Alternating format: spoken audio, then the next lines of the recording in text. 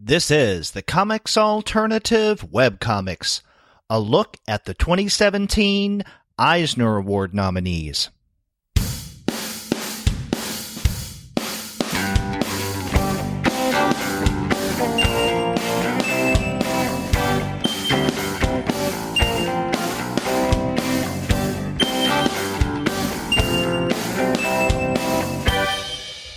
Hello and welcome to another episode of the Comics Alternative Webcomics. I'm Derek. And I'm Sean, and we're two guys with advanced degrees talking about webcomics. That's right. And on this month's episode, Sean and I are going to discuss the webcomics that have been nominated for an Eisner Award this year. But before we get into that conversation, we want to let all of you know that this episode of the Comics Alternative Webcomics is brought to you by those wonderful folks at Discount Comic Book Service. Go to their website, dcbservice.com, for all of your comics pre-ordering needs. There, you're going to find all DC, Marvel, Image, and Dark Horse titles at 40% off the cover price if you pre-order. For all of the other publishers, you can find that those discounts are 20 to 35% off the cover price, and every single month you're going to find some unbelievable specials. Sometimes those specials could be as much as 45% off of the cover price, sometimes 50% off of the cover, but every now and again you can find discounts that are more impressive than that. And we know that you're a big fan of digital and electronic comics as well, so we have to plug their sister site, mydigitalcomics.com. Obviously, they've got all sorts of great comics available in digital formats, primarily in PDF and CBZ formats, which are all DRM free, which means that you can chuck those along to any different device that you want, and there's no problems copying them around and carrying on your phone or your tablet or whatever you want, and it's definitely a great benefit. The other great benefit is by any purchases that you make on mydigitalcomics.com earns you 5% towards your purchase at DCBS. So you get kind of almost double dip on there, and still get all the great titles that you love in whatever format you like the best. That's right. So whether you like your comics in digital form or in hard copy, you can't go wrong with the people at Discount Comic Book Service. Their website is dcbservice.com. You gotta go there for all of your comics pre-ordering needs, or to mydigitalcomics.com for your digital needs. And after you do get your titles there, please be sure to send them an email and tell them that Sean and Derek sent you. Well, Sean, I know we have a lot to discuss in this episode where we're going to be focusing on the 2017 webcomic nominees for the various, and there's a reason why I say various and not just one, Eisner Awards for this year. But before we do that, there's actually some pretty darn big news in webcomicsdom, right? Yeah, we just had an announcement recently on June 13th. That the Library of Congress, in the United States Library of Congress, has announced that they now have a webcomics web archive where they're specifically hosting and housing webcomics as a standalone medium for additional research or perusal, just like they would have any other collection. They've got a large collection. As you may or may not know, they do have a large collection of comic books, graphic novels, original comic book art, that kind of thing. They've been doing that for years and years and years. And with this announcement, they actually have now a special section, a special category collection of webcomics. And they've gone through, what they've done is they've been collecting and downloading copies of these webcomics over time for the past, say, decade or so. And they've housed them all in one place where you can kind of go and look through on the Library of Congress website. You can go through and check out stuff like The Abominable Charles Christopher, or As the Crow Flies, or Girl Genius. And you can go through and see what the website looked like at various points and see what the latest comic was up on June 30th, 2011, or on April 15th, 2012 or something like that. Yeah. So in scraping the web, they've basically done what the Internet Archive has done with, let's say, if you go to their Wayback Machine, you can, put in a website and then see what they may have at various points over the years and months. Yeah, it's actually a very similar architecture and setup, navigation, and that to the Web Archive. Mm-hmm. If you're at all familiar with that, it's a very similar format. And it brings up an interesting point, and you and I were talking a little bit about before we started recording, is, most of these comics, you can still go to their websites and see and still go through their history. You right. go to girlgenius.com or girlgeniuscomics.com, I think it is, and you can still go all the way back to the very beginning from whenever 10 years ago or whatever it is, and read from day one and still read the entire comic. But there are some of these that do not have that archive available. And the most noticeable one I saw on there is Nimona from Noelle Stevenson. As you may know, I believe we haven't reviewed her story before, but I think we have talked about it. Well, we haven't reviewed her on the webcomic series, but when the hard copy came out of Nimona, we did review it on one of our weekly regular review shows. And it was because of that book coming out from, I think it was Harper's, that Stevenson truncated to maybe the first one or two chapters of Nimona online, and you couldn't read it any further than that. Right. And if you go to her website now, you get the first chapter, and then it says, well, go buy the book. Which, I don't agree with that as a marketing tactic. I don't think that's effective, but, that's their right as a publisher to do that. And Stevenson was clearly okay with that. But the interesting thing, though, is now with this archive, you can go back and read Nimona as the site looked in, say, 2015 or 2014, which includes the entirety of the website before her book contract was signed, before she ended up pulling all that down. So there's an interesting dynamic that I think could be going on there in terms of what's being made available publicly from various outlets, right? You can still go to, like I said, you can still go to Stevenson's website and read the first chapter of Nimona. But if you wanted to read it in its entirety without having to buy the book, you can still do that through the Library of Congress now. Right. And I can see where publishers and of course, creators may have a problem with this, right? Because if Stevenson and the publisher, and again, I think it's Harper's, wanted to sell copies, well, of course, you provide a truncated version, let's say just the first chapter of that online, not the rest of it, right? Because if people have access to everything and can read it online, why would they necessarily want to buy a copy? So that's less money for them. Again, that's understandable. Right. On the other hand, this is a library, and a library gets books normally in order for their patrons to check out and read. Now, let's say, for example, that there is an author who wrote a book and then a number of years later decided that they hated that and they wanted to burn every copy of the book that had become available, and they tell the publishers to get rid of the copies that are still left. Well, are you going to expect a library to do that, to get rid of that copy? I said, no, we're a library. We don't do that. And so that makes it available to readers. So in doing what they're doing with the webcomics, then how is that any different from buying, so to speak, or acquiring a copy of a hard copy text? The difference would be that a library would purchase a copy, right? Whereas with a webcomic, they wouldn't. So I think that may be a point of up for discussion, but it does raise some interesting questions. And, I hadn't even checked to see, let's say on the Internet Archive's Wayback Machine, if webcomics like Nimona, or let's say some of Tony Cliff's Delilah Dirk or Jason Shiga's Demon, if those webcomics that are now truncated because they've been published in hard copy form, if they may be available in their entirety on the Wayback Machine. Have you ever checked that out?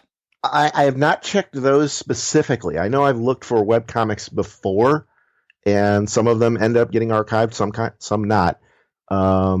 but I think all of the ones that I've ever looked at were still ongoing, and I was looking primarily for, well, what did the site architecture look like in, 5 years ago or whatever. And I was more concerned, or more interested at the time with, kind of the overall structure of the site, not necessarily the content of it. Right. Well, this is definitely a fascinating topic, and it's something that, we may even in the future devote an entire episode to this, and maybe even talking with libraries. I think that would be a good idea. But yeah, absolutely. Yeah, this is pretty big news, and it is worth mentioning that the Library of Congress now has a webcomics collection. Yes, and I recommend everybody, if just check it out, just to see that it's out there. They're ostensibly going to be adding new webcomics as they keep going forward. They've only got about 40 in there right now. It's a good collection of 40. They've picked out some really good ones. But the intent is, my understanding is, the intent is that they're going to keep expanding that as time goes on.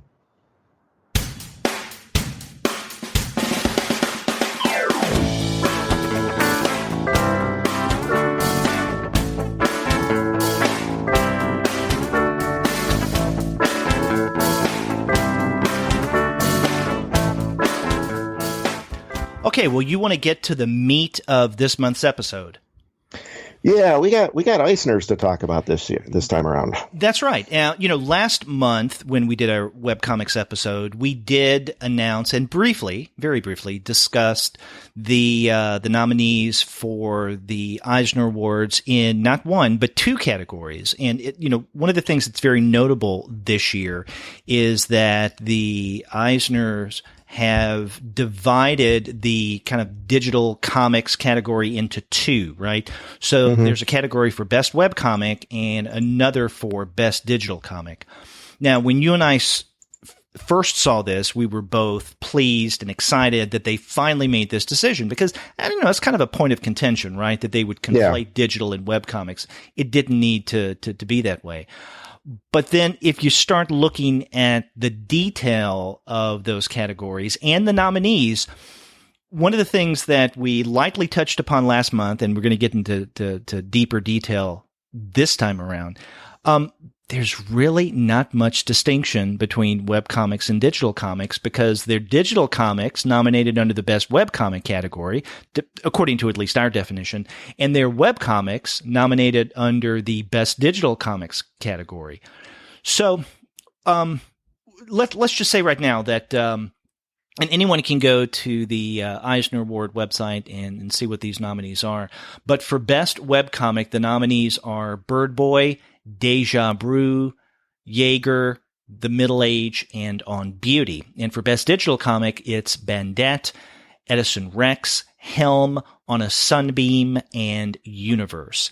Now, between those two categories, there are 5 actual real webcomics that are under nomination.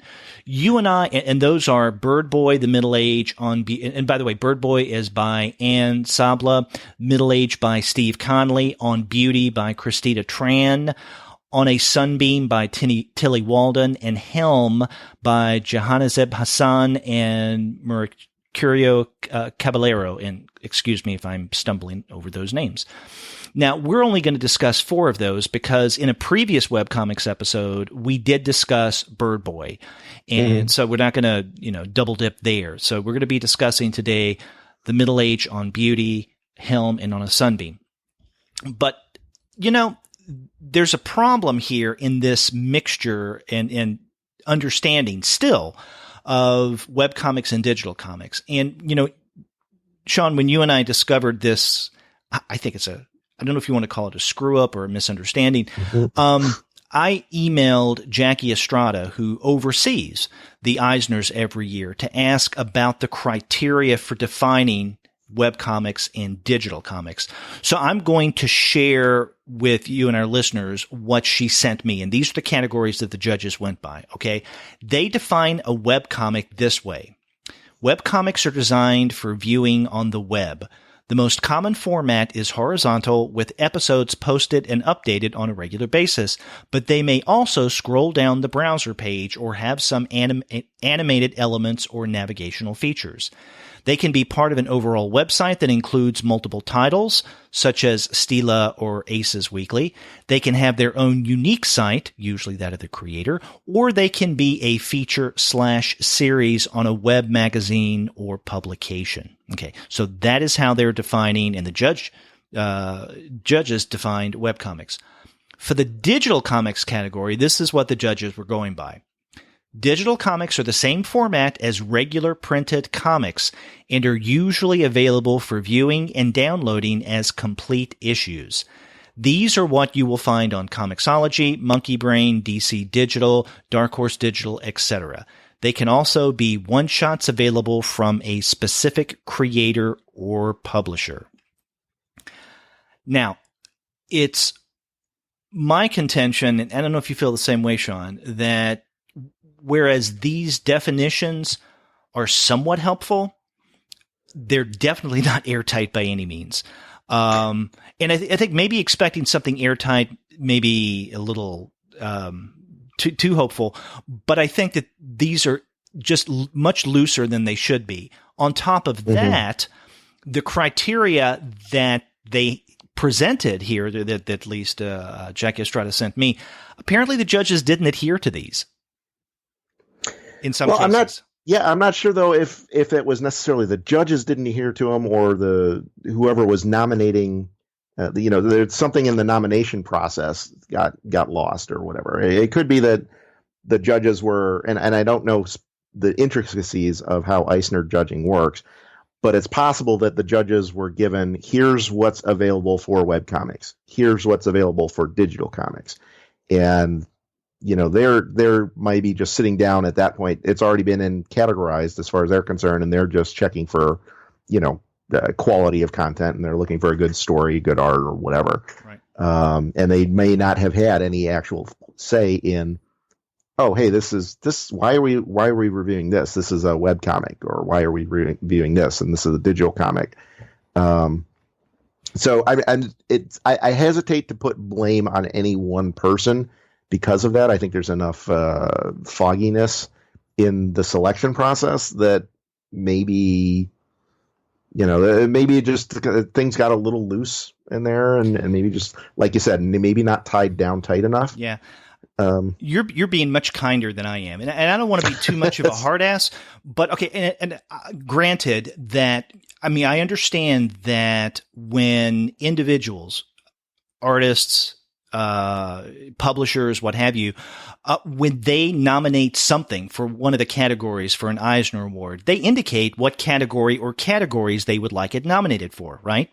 Mm-hmm. And so I understand where you're coming from in saying that the judges may have been given a batch of each. Okay, so these are what you should consider under the best webcomic category. These others are what you should consider under the best digital comics category.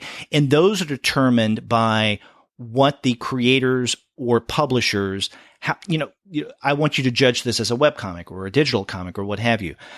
Okay, so I understand that that's the way things are done. However, if someone nominated, let's say, a book that should go under, let's say, Best International Material Asia category, if that was the text, right? If it's a work of manga, and they nominated it for Best U.S. Edition of International Material, which is where they put the European albums, then that's not right. Or if a writer got nominated as a Best Penciler, of course, you would say, hey, that's not right.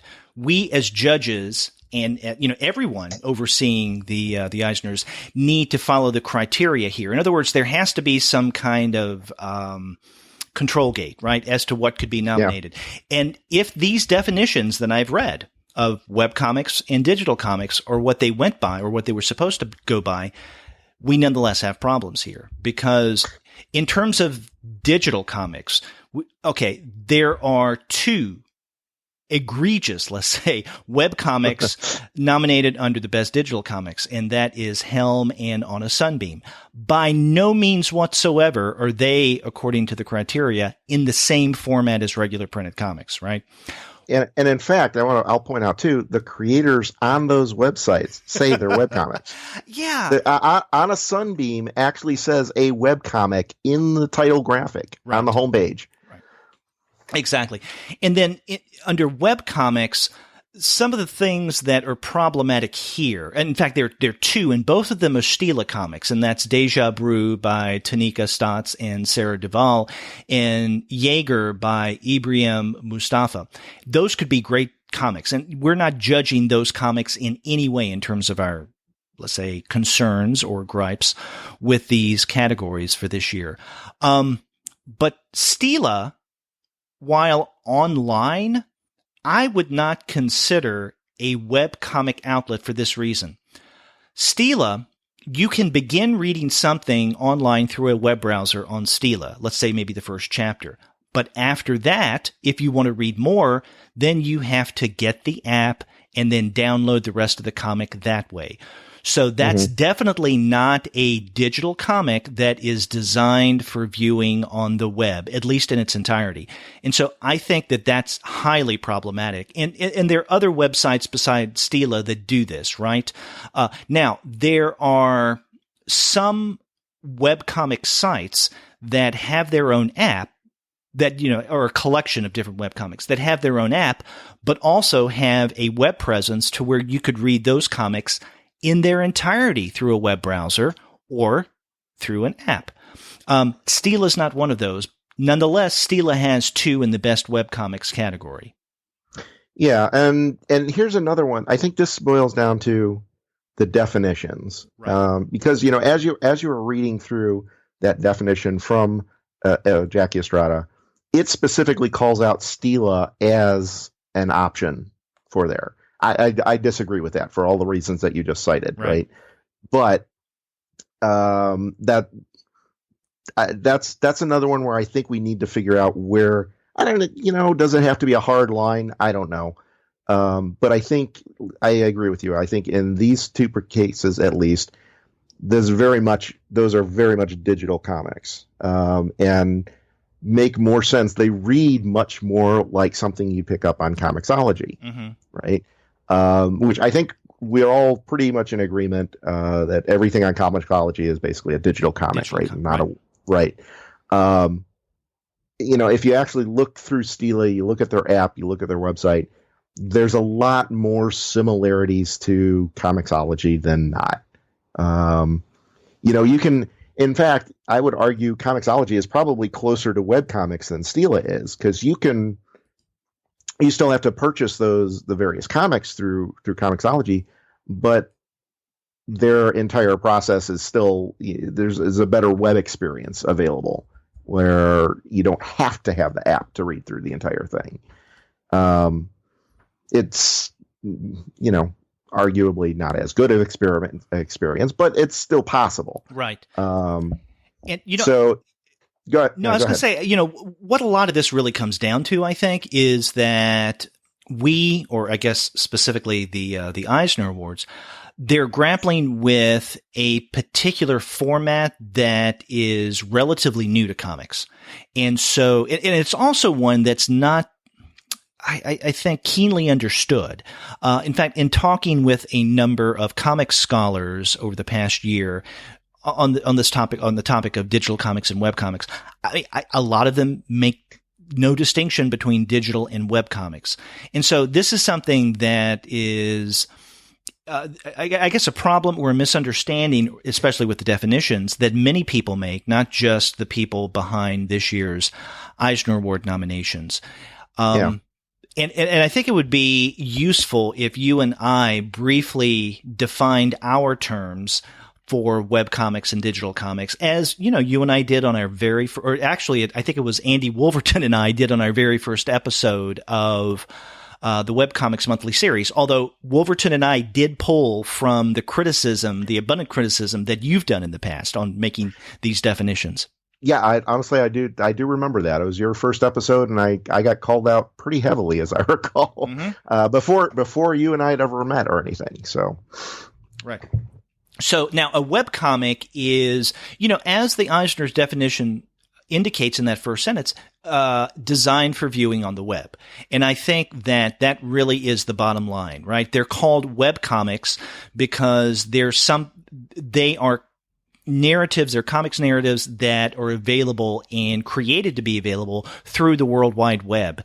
And what do we use to view information on the World Wide Web? A web browser. Okay? Mm-hmm. If you cannot view a comic in its entirety on a web browser, then in my book, at least, it's not a webcomic. Yeah. In other words, and that be the sole means for that, because now there are some comics that you could view on the web, but you can also view without a web browser. In other words, as a digital comic. So it's conceivable that you could read a comic through a digital app without ever having to go to a web browser, but you may be able to see it on a web browser as well. Now, does that mean that it's designed for a web browser? No. And there's an interesting twist here, too, on this that I want to throw out there. I think I would add to that, I agree with all that, but I would add that there's also a degree of intention behind the posting it on the web. And the reason I say that, and the reason I put that out as a caveat, is because there are a lot of comics out there that get put online and get displayed on the web as the first instance of that comic, but they're not intended to be webcomics. And the ones I'm talking about primarily are newspaper comics.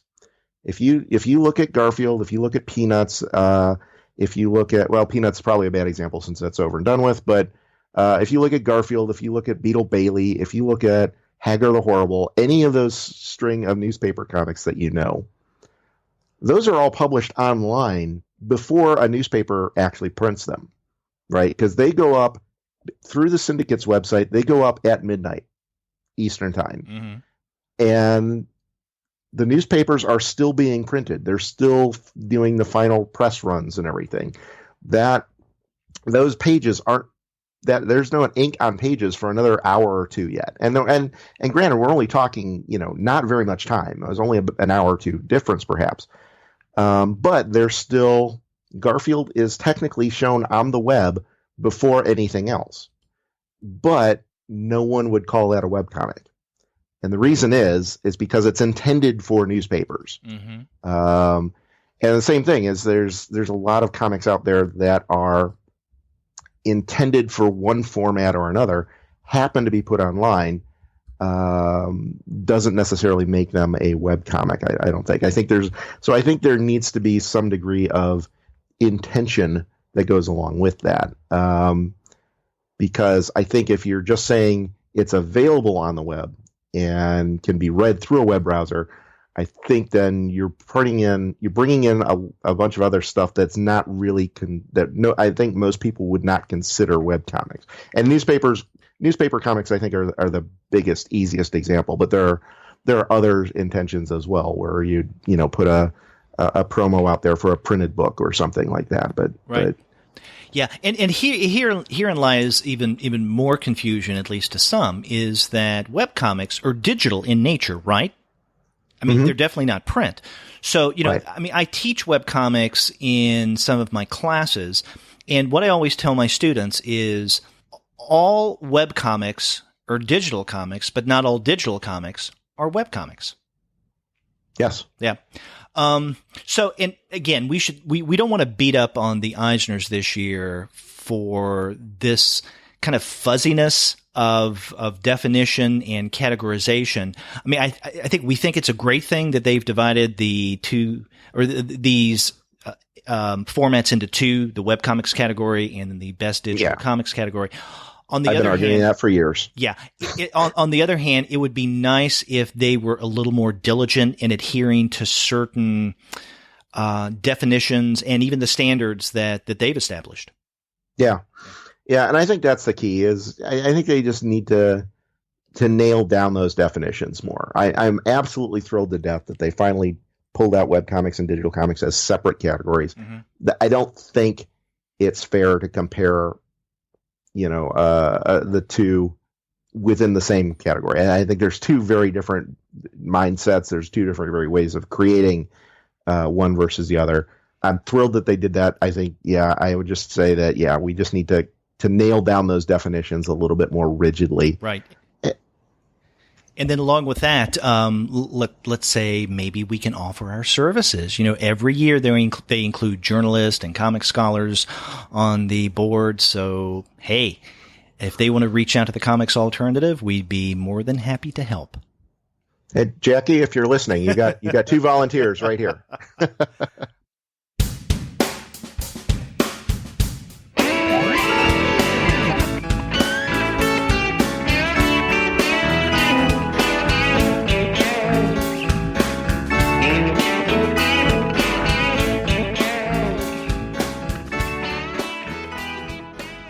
Well, Sean, let's get into the actual webcomics themselves, because, these are some really good ones that we're going to be discussing now.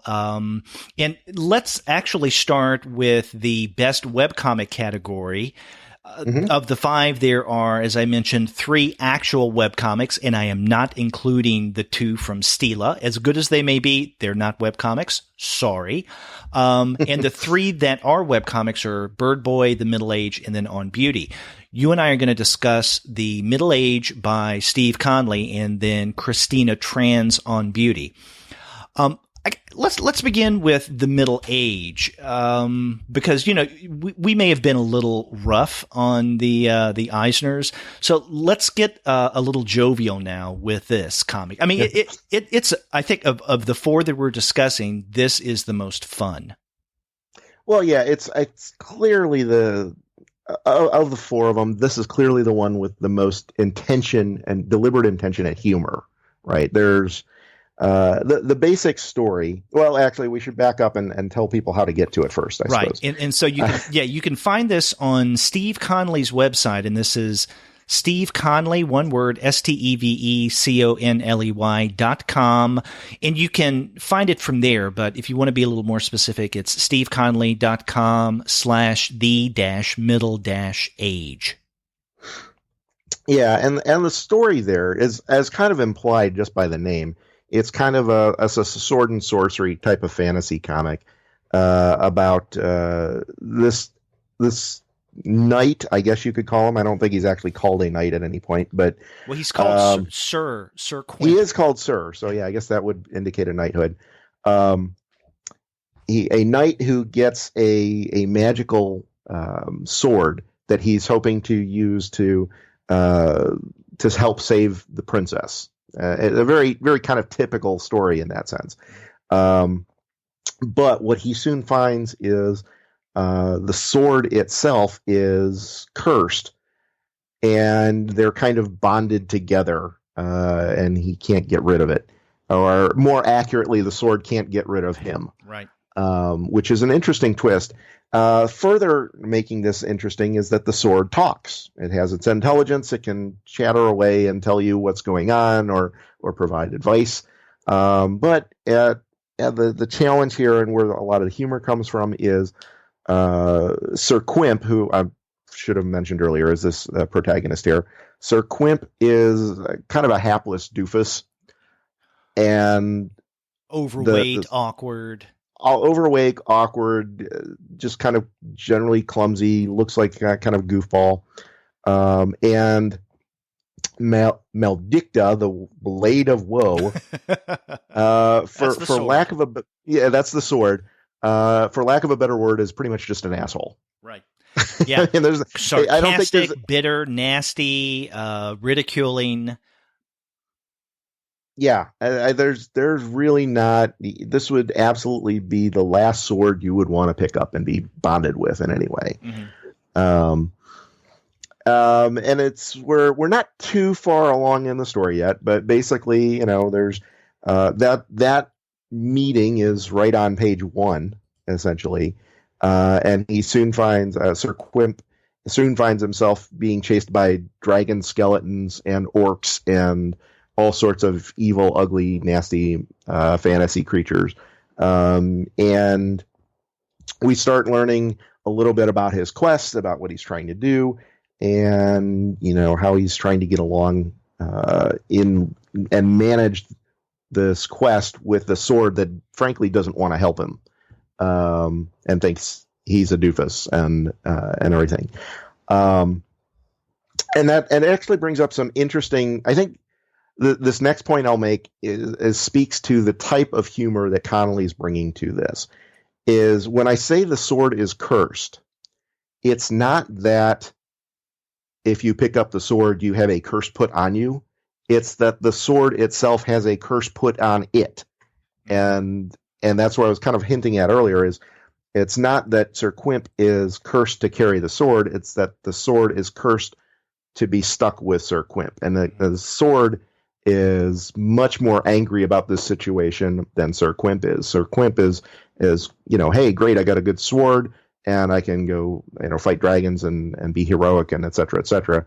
And the sword just the whole time is complaining about, oh, why am I stuck with this loser, and he's a jerk and I don't like him, and he's just total hapless, and oh my god, he's already knocked out, and and all that kind of stuff. Right. Now, so that sort of speaks, I think, to where the humor comes in, and that type of approach to humor. Right. And basically what you've done is to describe the vast majority of what's up so far, because this hasn't been around for that long. The very first installment was almost a year ago, in July of 2016. And the last one was this week, I think maybe even yesterday or the day before, if I'm not mistaken. So not much has happened.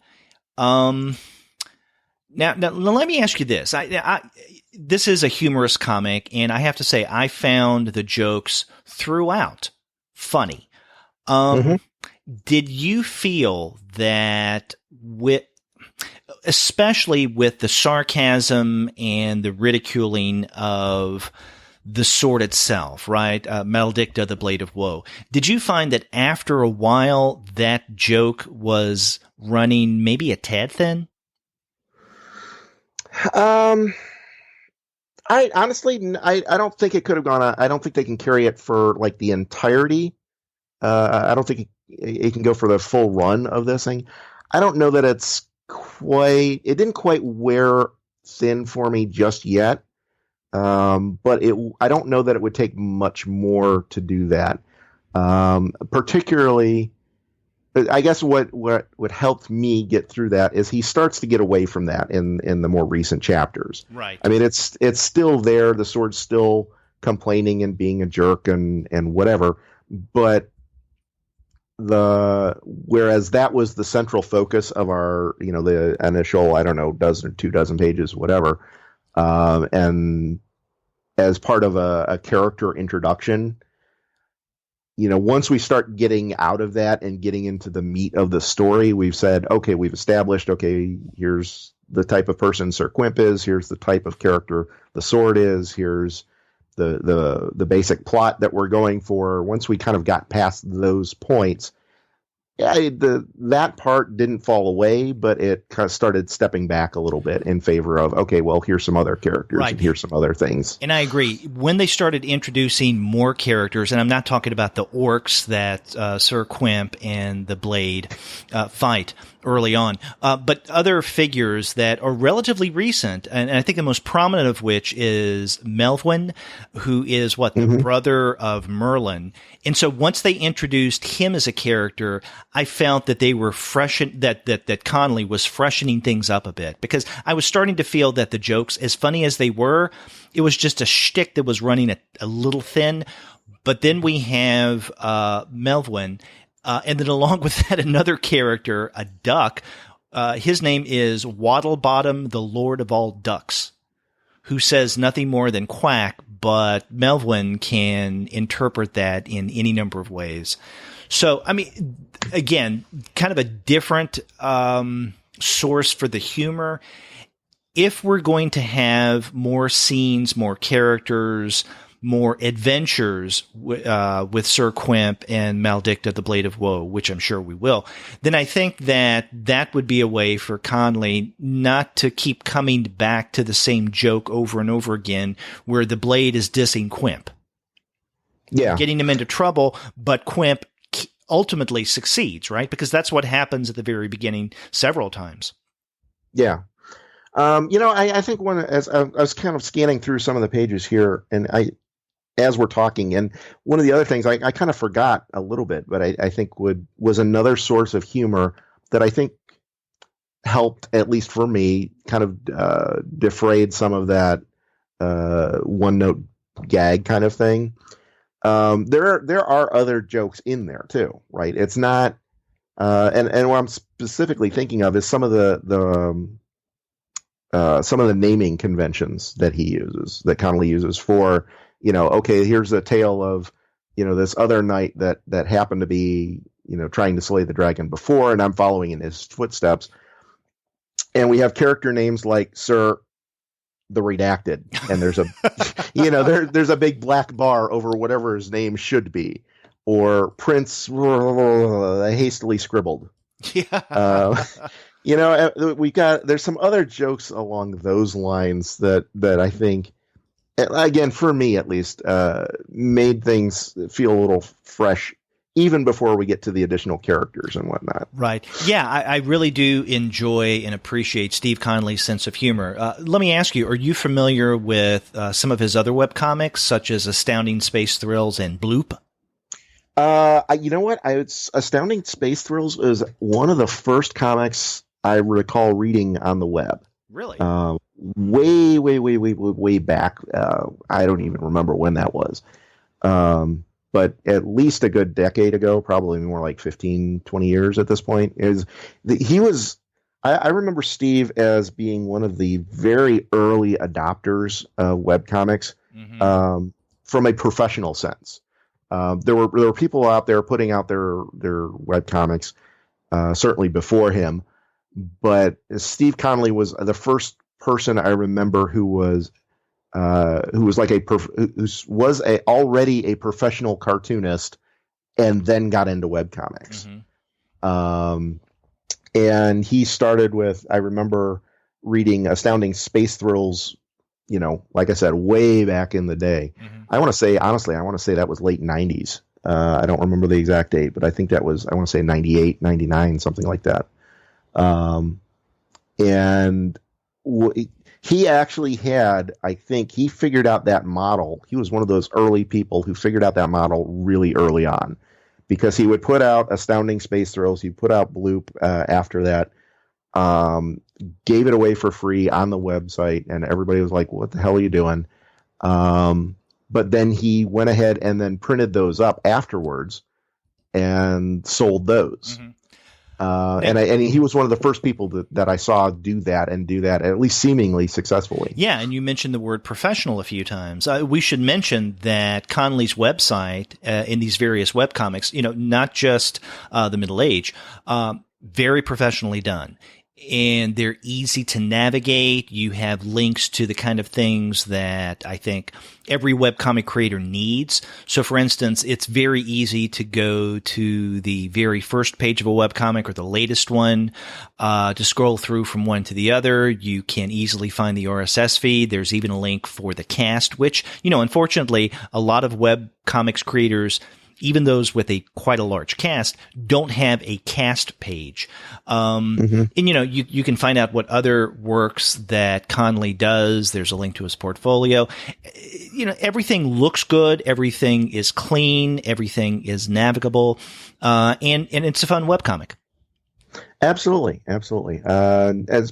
Particularly if you read something like Bloop before, which was a little, Astounding Space Thrills had some humor in it. Bloop was a little funnier, I thought. I think Middle Age is even funnier than that. But all of them very much have Conley's sense of style, sense of humor. But it's a little more eloquent now. I think is a little more. It basically shows that he's growing and has grown as a creator, and I think that shows up very well in Middle Age. Mm-hmm.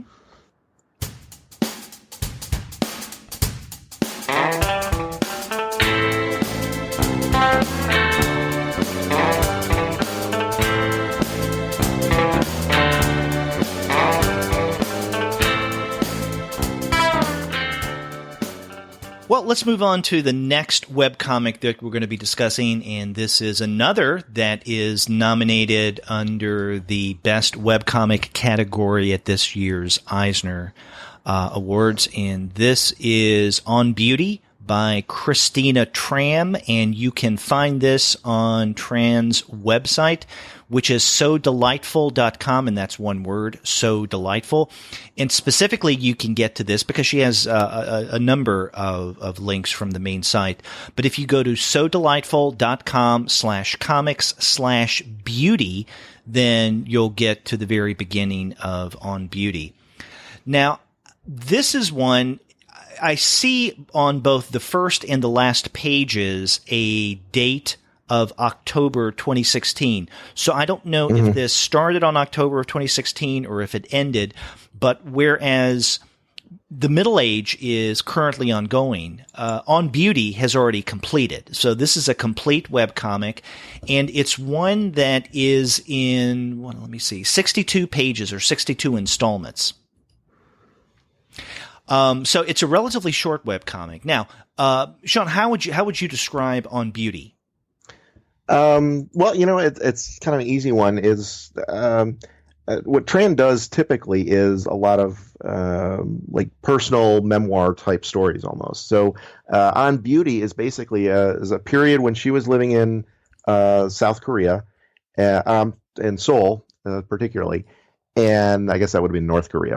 No, it would be South Korea. I'm getting news and geography are confusing me at the moment here. But anyway, so she's living in Korea for a period of time,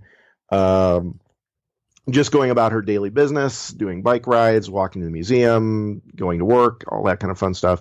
And she started noticing on the subway trips, there were a lot of these ads for beauty enhancements of various kinds, makeup and facials and reconstructive surgery and all this kind of stuff. And there were always these before and after pictures. And she kind of started taking offense to them. It's like, well, wait a minute, these before pictures are perfectly beautiful, lovely women. Why are they being sold this bill of goods basically to look quote unquote more beautiful? So then the story revolves around what she does in reaction to that. Right. And, as you pointed out, it's a fairly simple, straightforward storyline. But there's more going on in this webcomic than just that, because one of the things about On Beauty that really stands out is that it's a mixture of both illustration and photographs. Yes. Yeah. And in fact, in the story, as the protagonist is, going back and forth to the gym, as you were pointing out, and passing these signs about, reconstructive surgery or plastic surgery, those images that she sees, those posters, those billboards, look to be actual billboards, or in other words, they're photographs of women and even men with before and after images. And so you can clearly see what the protagonist is talking about when she says, but the before pictures, they look fine. They're beautiful. Why would someone want to change themselves if they already look good? It's wrong for us to change the way that we look just because other people hold a different idea of what beauty is. And then we change ourselves physically through this surgery to do that. And she uses the photographs here, I think, quite effectively. Because as I was reading this, I couldn't help but wonder, what would the effect of this story be and the message be if everything was illustrated and we didn't get these photographs? I mean, I still think that the message would have come across, but it wouldn't have been near as impactful. Yeah, well, and I think that has a lot to do with her style specifically, as she's got a very kind of, and I don't mean this in a derogatory way, but she's got a very simple style of illustration. And very it would iconic. have been, very Cartoony. iconic. And I think it would have been very, very, very difficult using that illustration style to really show a good before and after. And I think by using the photographs, not only do we see that more clearly, but we see just how little is really being changed. with these women. It's like, oh, they just made her nose just a little bit smaller, or they just tweaked her jawline just a little bit or something. And you can clearly see in all of them that it's the same woman in the before and after. Mm-hmm. But the changes aren't so amazingly significant that you go, wow, that's just a totally different person or something. She's kind of emphasizing, that there's this striving for, I guess, a perfection that really isn't necessary, because it's a false perfection. Right, because they were perfectly good-looking women in the first place. Mm-hmm. They're perfectly beautiful-looking women in the first place. Yeah, and in the story, what really hits home with the protagonist is that one of the models that she sees reminds her of a friend she used to know, someone she grew up with. And so it seems almost as if this is really hitting home for her, even though this is not the same person, but it just reminds her of someone who was a close friend. So I think that makes it even more important that she do something about this. And the thing that she does about this, and I don't think that this is a spoiler, but what she does is she creates these banners that have the word beautiful on them. And as she's passing these images of models with the before and after, she puts a beautiful banner under the before image, not the after image. And the reason why I mention that specifically is what she's done, which I think is extremely clever and quite effective, at the very end of this webcomic. And, I think that this is something that you may miss out on if you don't play around with the webcomic a bit. But okay, after about 59 pages, that's where we get, I guess on the 59th page, the end, right? But there is nonetheless an arrow to click forward on the end page. And if you click that, then you get the protagonist, I'm assuming Christina Tran, who says, he's looking at the reader through the web browser and says, "Psst, come here." And then you click the next arrow, and then she's holding out in her hand a bunch of beautiful banners. And she says, "Here, take these." And when you click the next arrow, you get to the very last page. And what you see is a series of these photographs, these models with before or after. And as you move your cursor around that image, you see a cartoon hand that's holding one of those banners. And you can place a beautiful image wherever you want to on that page. So you can place it on the before image, the after image, the model holding it, on the wall if you want. In other words, anything can be beautiful. That's the ultimate message. I totally missed that. Yeah, and like I said, I got to the end, and I said, "Oh, okay. Well, I enjoyed that. That was good," and I stopped. Yeah, I'm pissed off at myself now. That's why I say it's easy to overlook that if you don't play around with your cursor on that very last page. I'm playing with that now. Isn't that cool? That is very cool. That is very well done. I'm pissed at myself. I did not look at this earlier. Wow. Yeah. The first time I read it, I missed that. And then when I was going back through this webcomic to prepare for today's recording, I noticed that when I moved my cursor over to say, wait a minute, what is that? That's a little cartoon hand. Hey, if I click here, I can leave a beautiful banner. And I think that that's a wonderful touch. And I have to say that of all the webcomics that we're discussing today, those that are nominated for the Eisners, this is the one that it may not be the most sophisticated, but I think that it has the best message of all of these.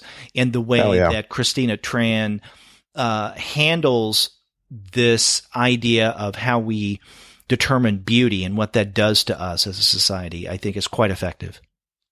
Oh, yeah. And you know what I thought too was interesting is that she's talking about it specifically with her experience in Seoul, and specifically with this subway, specifically with these particular types of ads as they're going through. But I think, and it's not too much of a leap if you're reading this to jump back to your own situation and you say, well, wait a minute. This isn't unique to Korea. You might not go down in the subway and you might not see a whole string of before and after ads across the board.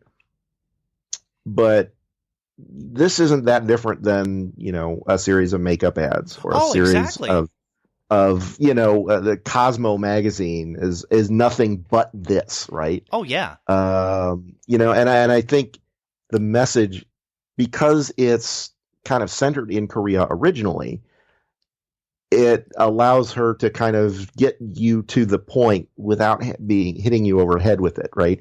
So it's obvious enough once you kind of sit down and think for half a second on it.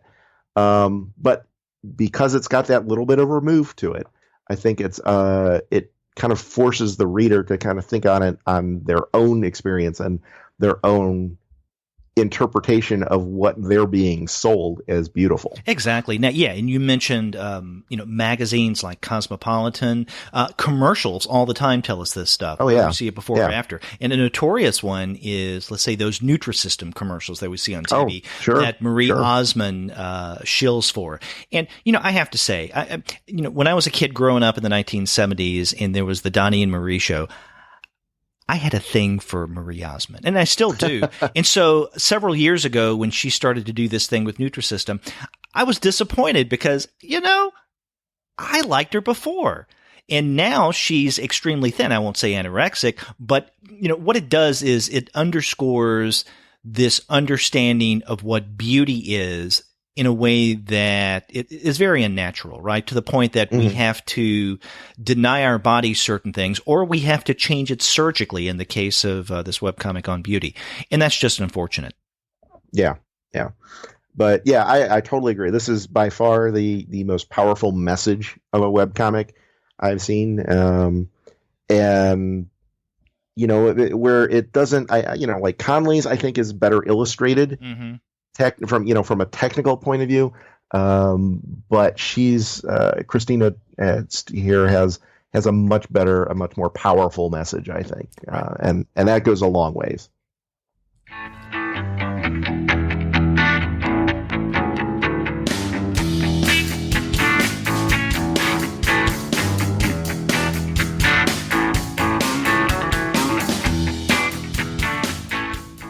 Sean, let's move to the next webcomic that we're going to be discussing, and this is Helm. This is written by Jahanazeb Hassan with art by Mauricio Caballero. And this is one of those webcomics that is actually nominated under the Best Digital Comic category, unfortunately. But this is definitely a webcomic, and our listeners can find this by going to the website www.crookshaw, that's CROOKSHAW.com/Helm, HELM. And had you heard of these creators before? No, this one is entirely new to me. I had not heard of them or the webcomic before the Eisner noms came out. Yeah, this is the same with me. And I think that if you visit their website and you want to find out what this is about, I don't think you could do any better than going to the main menu, and under miscellany, there is a drop-down menu where you would click on About the Comic. And then on that page, they've provided a trailer of what Helm is all about. And I think it's pretty effective if you want to watch this video. It tells you basically what Helm is about. And what struck me too is usually when I've seen trailers for webcomics before, and, obviously people have done Kickstarters with trying to print their webcomics and that kind of thing. And a lot of folks use art from the comic and, make stills, and do maybe a little of that old, Marvel cartoon show, jiggle the camera action, to imply movement. But this is a full-on legit animated cartoon, right? Basically. They picked up they still got the characters, but then it's got a very nice, simple setup and premise of, hey, it's basically saying, hey, you're part of this prophecy. Mm-hmm. You need to follow your destiny, and we're going to have adventures, and we're going to have there's going to be danger, and there's going to be cool stuff going on. But that's what we're doing. You ready? Come on, let's go. Yeah. And, much like Steve Conley's The Middle Age, this one is also a fantasy. And, we were talking about this animation, and you pointed out that with this video, it actually is animated. The art that we have from Caballero seems to me the kind of art that you would find in an animation. So, I mean, I would guess that these guys are wondering and maybe even actively working toward getting some kind of deal where they could make this into an animated series of some sort, because the art has that feel to it. Now, as for what Helm is about, I've already mentioned the brief video that they made, but they also, on the About page, they include a brief description that I'm going to read because I think it does a good job of summing up the premise to this. It says, "Our story follows the notorious Luna Lemire, wanted for a laundry list of crimes against the Commonwealth, as she evades capture and sneaks aboard a train carrying Eldrick Spellsong Jr. Eldrick, unbeknownst to himself, is a magic maker and destined to become the great wizard of a new age, one who will guide his allies to the hiding place of the long-lost bastard king. It is believed that the slumbering king, once awoken, will overthrow the Lord Helm and crown a new leader in his place." And basically, that's the premise that we're given in the opening sections. Now, I'm sorry, can I stop you for just a second before you go on with that? Sure. You skipped the first part of the About the Webcomic page, which starts off, Helm is a webcomic series. Sorry, I just had to throw that in there. Go ahead. Yeah, which apparently someone at the Eisners didn't check out. Yeah, they didn't read the About page clearly. Yeah. But okay, sorry, go ahead. Yeah, but no, I'm glad that you did point that out, and we'll come back to that with Tilly Walson's on the Sunbeam in a moment. But yeah, I think that really kind of spells things out, what Helm is all about. Now, so far, Helm is into its fourth chapter, and each chapter is, I think, 25 pages. So this hasn't been going on for that long. I was looking through the comic, and I wasn't able to determine. Oh, no, I do see now. I looked at the table of contents. It began in June of 2016, and the most recent installment was just yesterday as we record this, the 13th of June. So again, we don't have that many installments. I think a total of 92, so they're about to wrap up the fourth chapter. But within that first chapter, especially the first two chapters, you more or less are introduced to, at least as we see so far, all the main characters and the premise and the relationships among the various people. Now, in that brief description, I think a couple of significant characters weren't mentioned. One is Gwen Smedley, and Gwen is someone that we meet fairly early on when Eldrick Spellsong Jr. is on a train, and this is the train that Luna Lemire, visits and reveals herself to Eldrick. Eldrick is in the same compartment as Gwen, and Gwen seems to be kind of a straight-laced student, at least from the outside, but there's somewhat of a small rebellious side to her. And we learn this in this first chapter when she shows Eldrick a flyer, or I guess a pamphlet that she picked up, which is a little unorthodox. And it's something that Lord Helm and his Legion, in fact, I think they're referred to as the Legion, guard against, right? So they don't want word like that getting out to the population. So we do see that there's something to Gwen that is a little rebellious, even though she seems like a straight-laced character. Another figure who becomes prominent, I think it's in the third chapter, is actually one of the, if you want to call it, comedic reliefs of the story so far. And that is, I don't know, is it a wolf type character of some sort? Someone that goes by the name of Rusty Six Guns. I'm going with Wolf. I don't think he's clearly defined that in terms of the story, but He looks very wolfish to me. Yeah. And this is someone who is an old acquaintance of Luna Lemire's, and he has a bit of a reputation. And so when we see him, Luna is both glad and a little annoyed at seeing him. But that's just the kind of character that Rusty is. He's someone who knows how to fight, who knows how to get what he wants, and to do so in, at times, quite unorthodox manner. Yeah, and one of the things I want to stop here too. Just one of the nice things about this story is a lot of this is told through the artwork as well. Right. I mean, obviously there's dialogue, people are speaking, there's text going on through it and whatever. But the previous two webcomics that we've looked at today they weren't necessarily text heavy, but most of the story was conveyed through the text.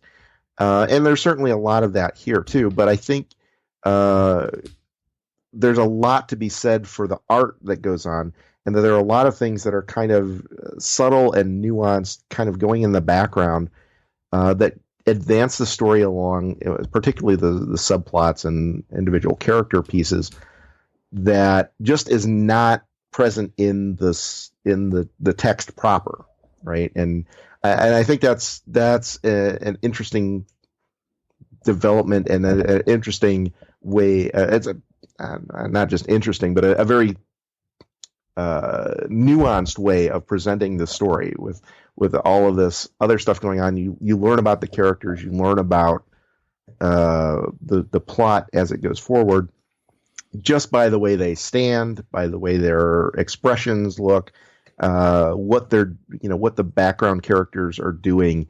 Even though the primary action is going on in the front, there's somebody in the background doing something else that's very much in character. And I think that's that's a very underrated strength, I think, of this particular webcomic as well. Yeah.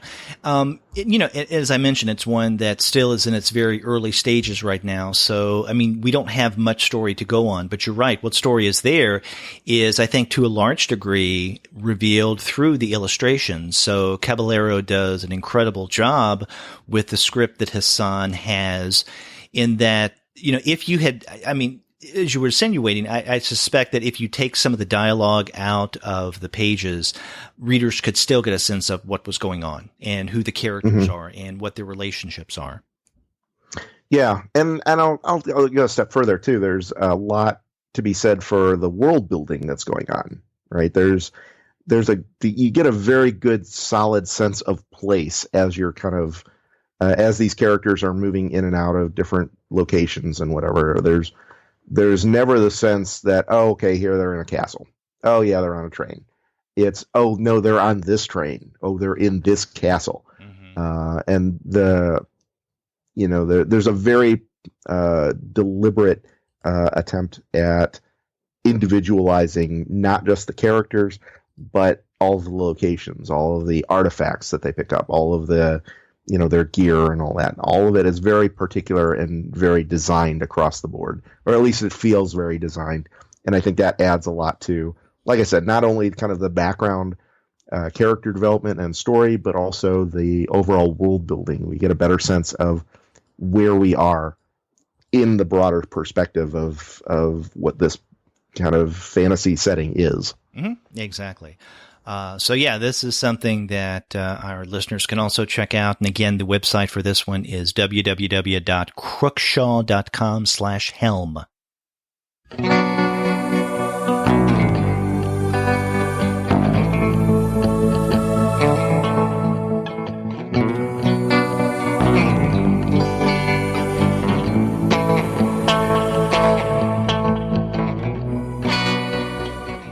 Well, that brings us to our final webcomic that we're going to be discussing on this month's episode, and this is Tilly Walden's On a Sunbeam, and this is yet another webcomic that was nominated under the Best Digital Comic category.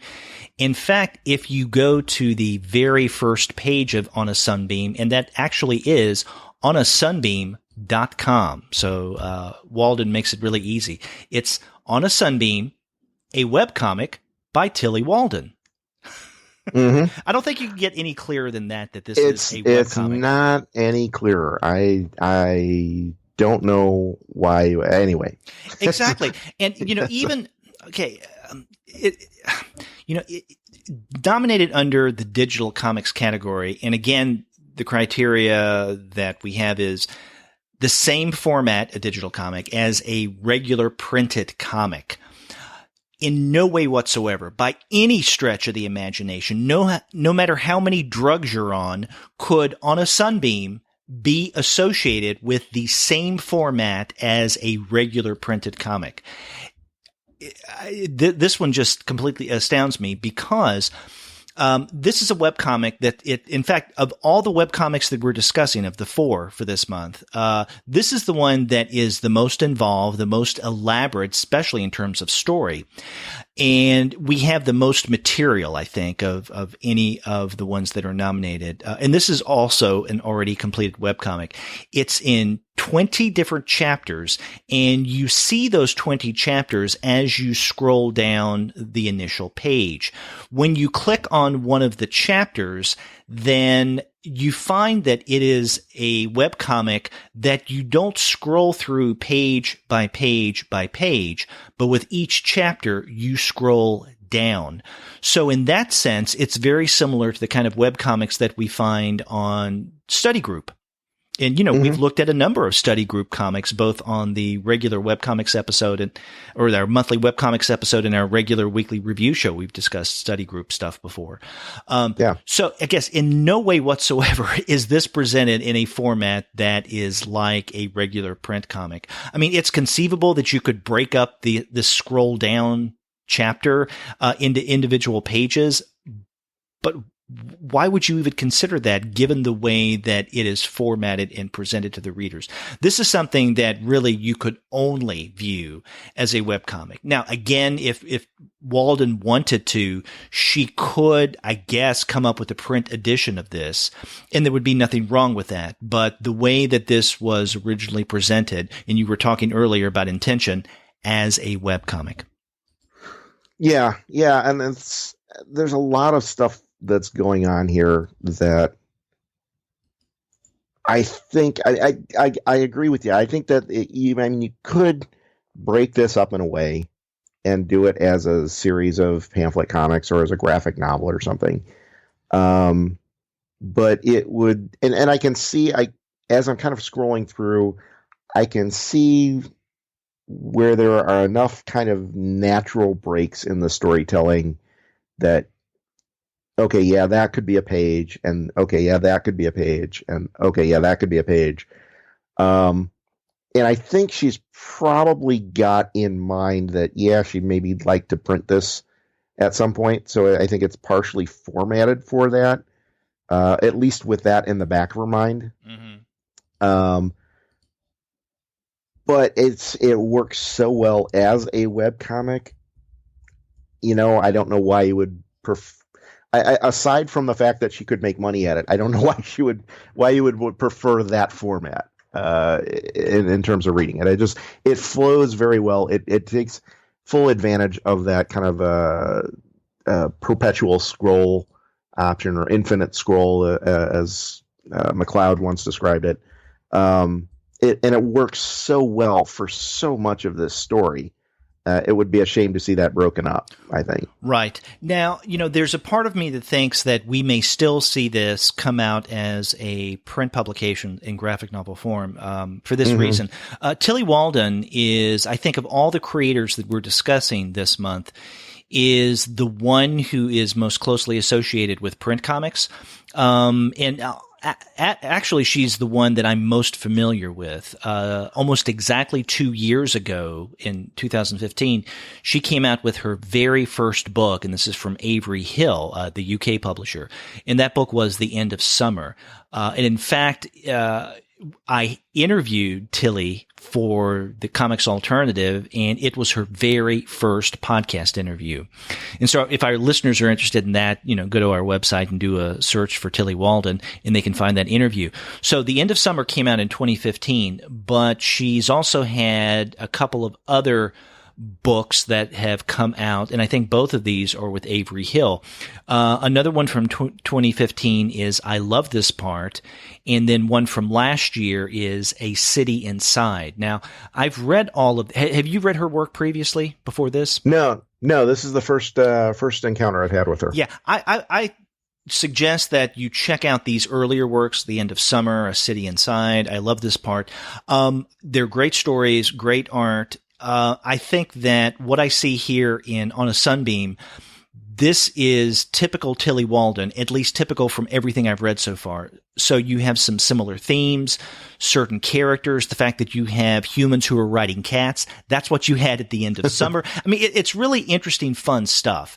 The relationships between characters on a Sunbeam is not that different from some of the relationships you see in some of the earlier works. Now, Walden also has a new book that's going to be coming out in September of this year from First Second, and that's Spinning, and that's gotten quite a bit of press. This is why I say that I wouldn't be surprised if On a Sunbeam sees publication. We've mentioned before that First Second has, a track record of taking webcomics and putting them in book form. We've mentioned Jason Shiga's Demon. There's also Tony Cliff's the Delilah Dirk comics. And I wouldn't be surprised if Spinning is successful for First Second, that if they haven't already started to do this, they talk with her about turning On a Sunbeam into a graphic novel. You know what? I would not mind at all that. Like I said, I think it works. I have trouble picturing it working as well as in a graphic novel from just a kind of a technical point of view. But the story is so interesting and compelling. I would love to see this in print just to A, get her some money for this, and B, for the people who don't read webcomics for whatever reason, give them the opportunity to read this story too. Right. Now, let me ask you, when you read On a Sunbeam, did you read it on let's say, a laptop or a desktop, or on a tablet device or a mobile device of some sort? I started reading that on a tablet, and then I think there were maybe about 4 or 5 chapters in the middle that I read on a desktop. Okay. And the reason I ask that is because I started to read On a Sunbeam on my iPad, and that's usually how I consume all the webcomics that we discuss on our show. I was having a problem with some of the chapters with everything loading. In other words, I would scroll down and get through part of a chapter, and then the web page would have an error and it would reload.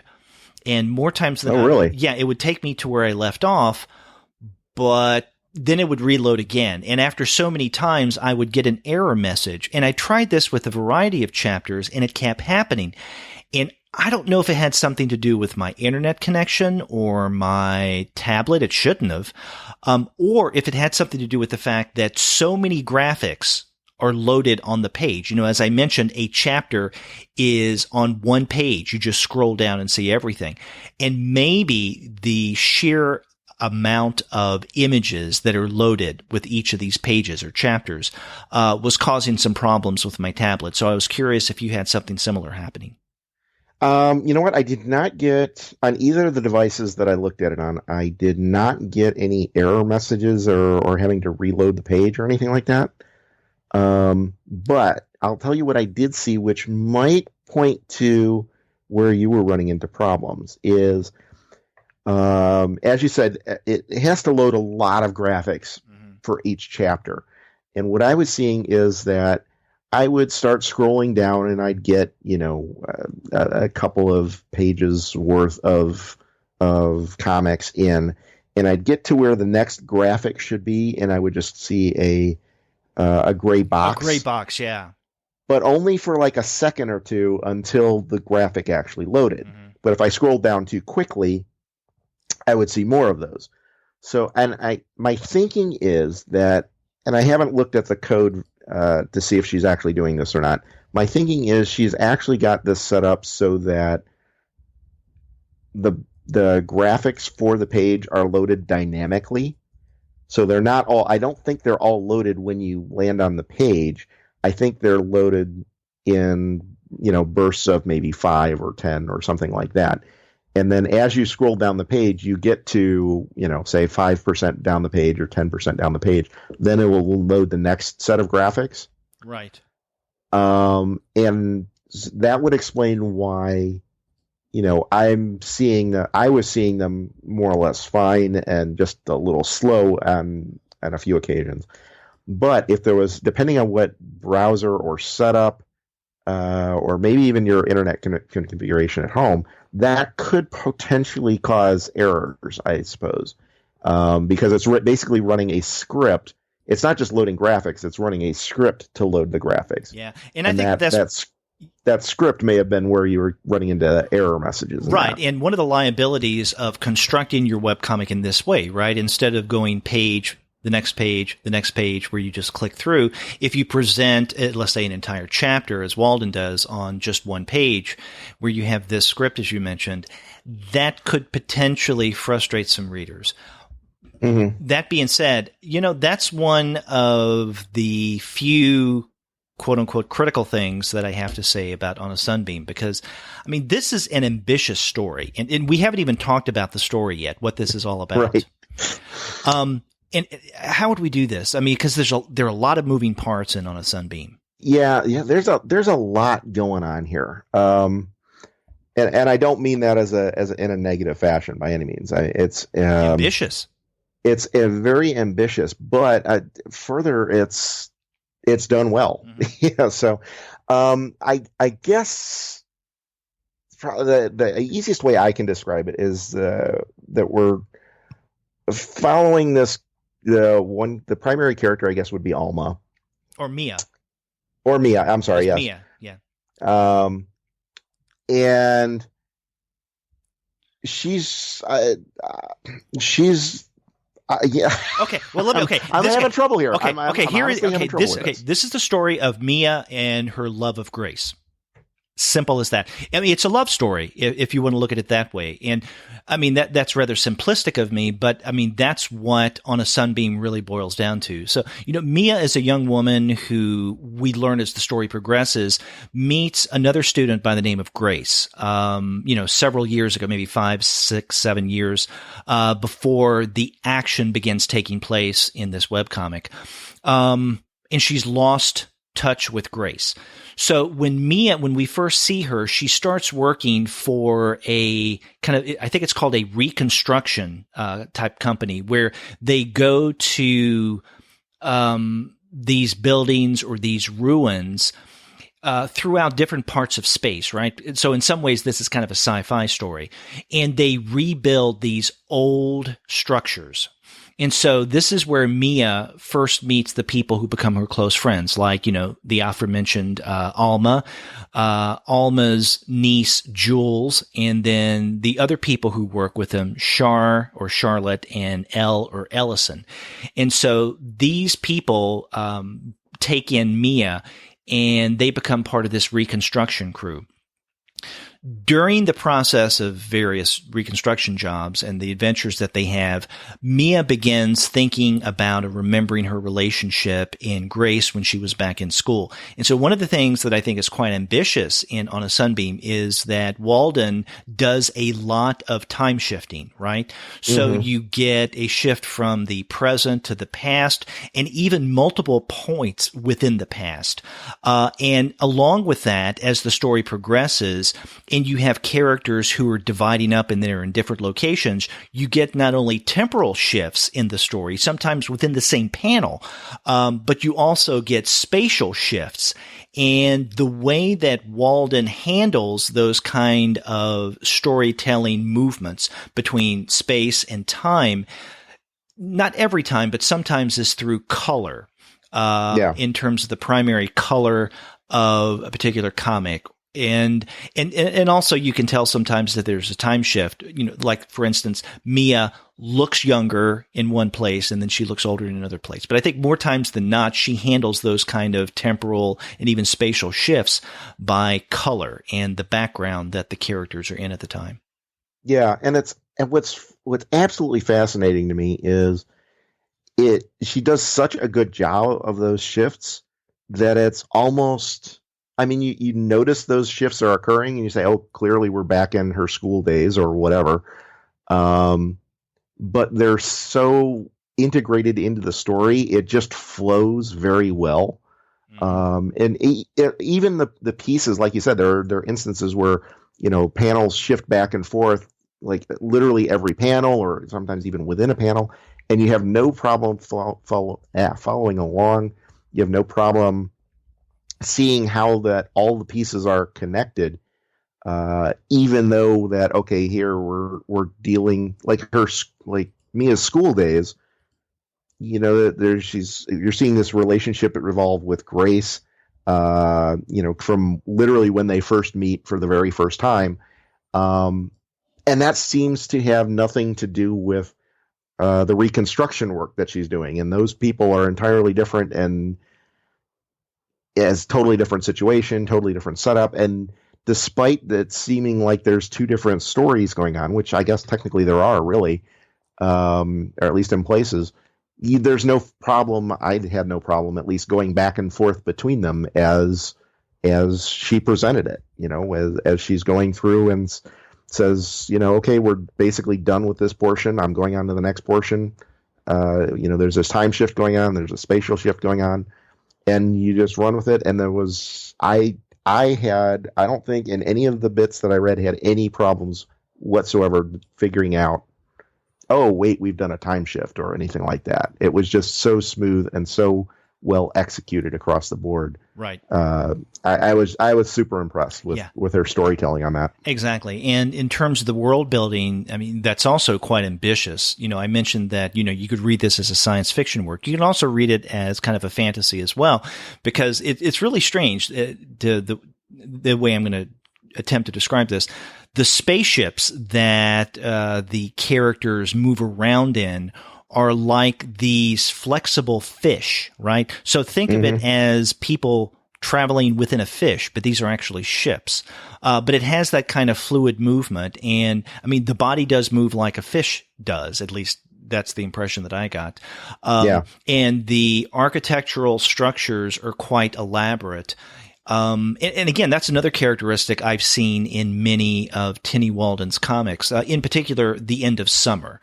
In fact, some of the structures that I see on a Sunbeam reminded me quite a bit of The End of Summer.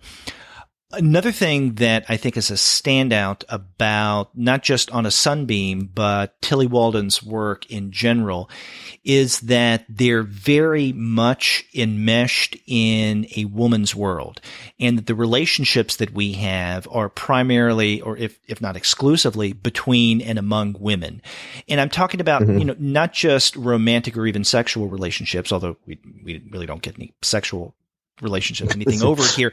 I mean, but friendships as well. So, I mean, I'm even tempted at times to call the world of Tilly Walden a matriarchy in some ways, in that most of her comics seem to revolve around the relationship of women.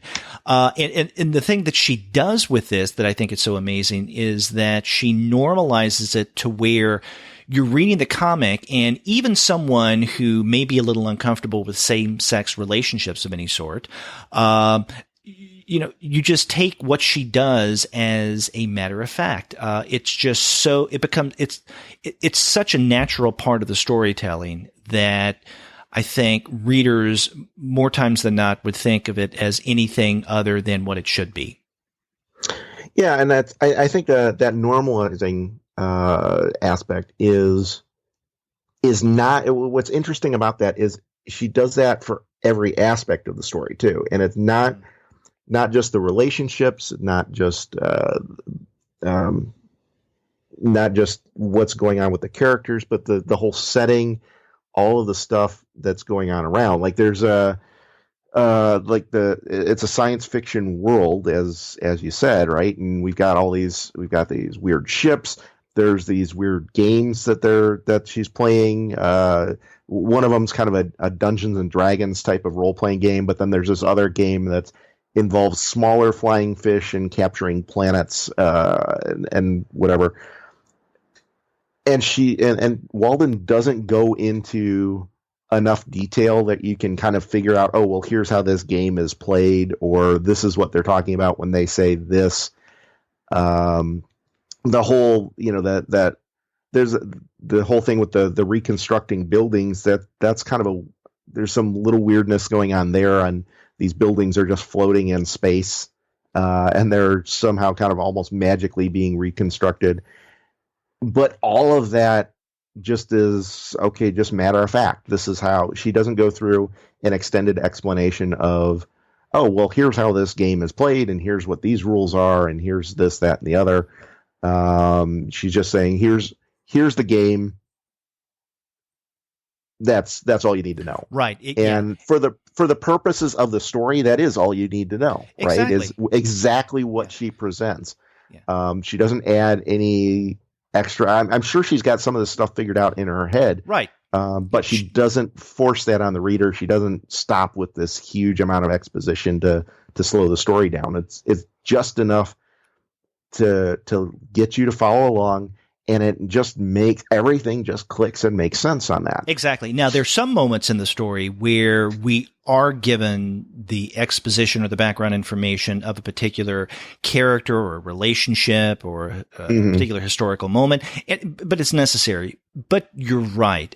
When it comes to the detail or the minutia of the story world that she's created, she may have it in her head. She may have it written down. We don't necessarily get it in the comic, but then again, you don't necessarily need it. Yeah.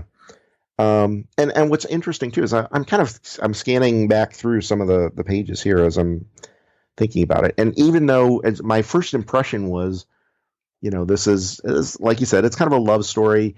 It is very much a love story, but then it has all these sci-fi elements to it.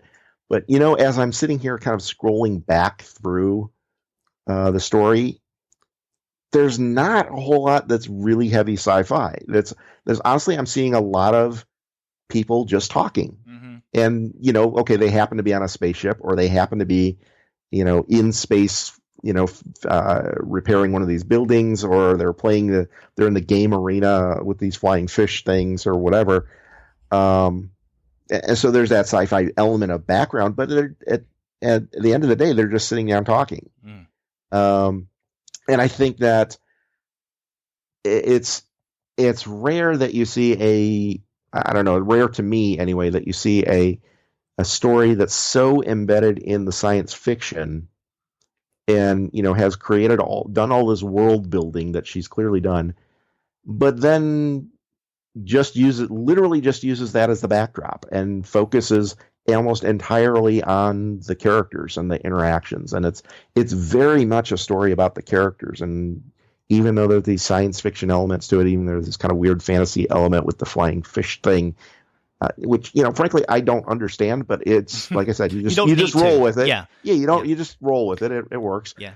And it really is a very, very character-driven story. And it's all about Mia. It's all about Grace. It's all about character and relationship. I mean, that's what this webcomic on a Sunbeam is all about. Yeah, absolutely.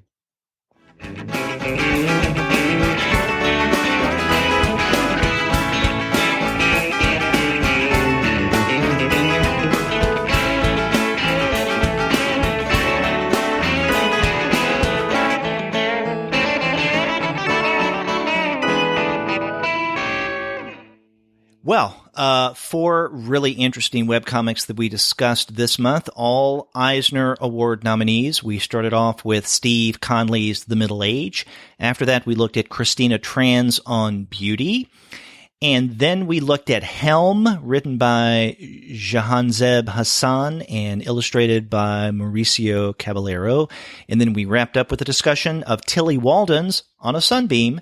And 2 of these are nominated under the Best Webcomic category, the other 2 under the Best Digital Comics.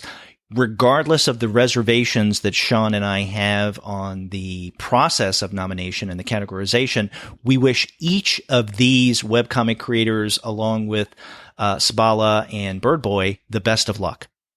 Absolutely. And we did a lot of praise today for the creators, I think, and that's why they're Eisner nominated comics. That's right. These are all great books or great stories. and all worth the nominations, if not the awards themselves. Mm-hmm. And if you want to find a place for great comics, then you should head over to the website of our sponsor, which is Discount Comic Book Service. Be sure to go to dcbservice.com if you want print comics, but if you want your comics in digital format, not webcomics, then visit their sister company, mydigitalcomics.com. So whether it's dcbservice.com or mydigitalcomics.com, you can't go wrong with those guys. And after you do get your titles there, get in touch with us and let us know if you agree with us about our nitpicking or our definitions between webcomic and digital comic. If you go to our website, comicsalternative.com, you'll find that you could leave us a voice message online via SpeakPipe. Or you can contact us the old-fashioned way by picking up your phone and dialing 4153-COMICS. That's 415-326-6427. You can reach us digitally as well. If you want to drop an email, perhaps send a link directly along, a little easier than talking on the phone and leaving a message that way. But if you have like to get in contact with us via email, you can send that to 2guys@comicsalternative.com. That's TWOGUYS @comicsalternative.com. Or you can email me directly at Sean, SEAN, @comicsalternative.com. And I'm Derek at comicsalternative.com. You can also find us all over social media such as Twitter, Facebook, Tumblr, Instagram, Google+, Goodreads, Pinterest, and YouTube. You can subscribe to the podcast through iTunes. You can stream us on Stitcher. You can also find us on TuneIn, on Spotify, on iHeartRadio, and on Google Play Music. But you can find every single one of our episodes, as well as the reviews and comics-related commentary that we post on our blog, simply by going to our website, which is comicsalternative.com. So yeah, and as Sean said, if you want to recommend a webcomic to us, maybe even one that you yourself, dear listener, has created, then definitely get in touch with us. We're always looking for potential material to discuss on the show. Until next month, I'm Derek. And I'm Sean, and we'll see you soon.